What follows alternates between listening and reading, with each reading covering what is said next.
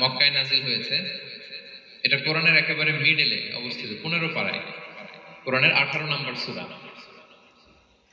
আপনারা অনেকে দেখে থাকবেন যে সূরা কাহাফের মধ্যে একটা শব্দ আছে ওয়ালিয়াতালাত্তাফ।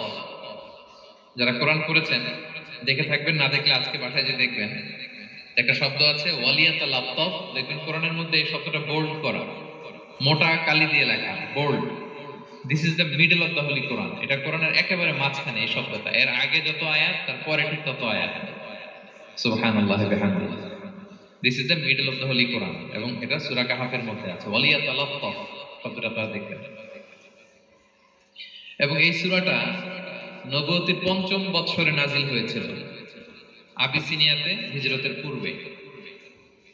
তখন সাহাবীদের উপর, নমুসলিম সাহাবাদের উপর কঠিন অত্যাচার চলতেছিল, ভয়ঙ্কর ধরনের অত্যাচার।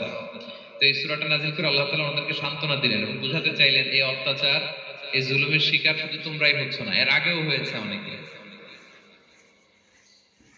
7 জন যুবক ছিল রোমান সাম্রাজ্যে, তারা তাদের ঈমান বাঁচানোর জন্য এরকম কষ্টের শিকার হয়েছিল এবং তারা যে স্বপ্ন দেখেছিল সেই স্বপ্ন আল্লাহ তাআলা বাস্তবায়ন করেছেন। তো এই ঘটনাগুলো শুনিয়ে বেসিক্যালি মক্কার যে নও-মুসলিম সাহাবারা, তাদেরকে আল্লাহ তাআলা সান্ত্বনা দিচ্ছিলেন যে ফ্রাস্ট্রেটেড হওয়ার কিছু নেই। ওয়ালা তাহিনু ওয়ালা তাহজানু ওয়া আনতুমুল আ'লাউনা ইন কুনতুম মুমিনিন।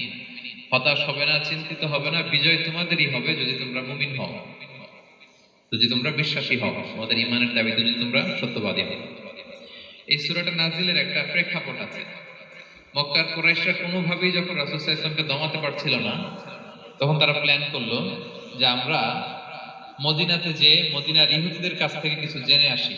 কারণ মক্কাবাসীদের নবী, রাসূল, ওহী, আখিরাত এগুলোর ব্যাপারে কোনো ধারণা ছিল না। তো ফলে তারা কুরাইশরা নজর ইবনে হারিস এবং উকবা ইবনে আবি মুঈত এই দুইজনকে পাঠালো, তোমরা মদিনায় যাও, মদিনায় ইহুদিরা থাকে, ইহুদিদের কাছে তাওরাত নাজিল হয়েছিল। They have idea regarding prophets and akhirat. আখিরাত কি, নবী কি, এগুলোর আইডিয়া তাদের আছে।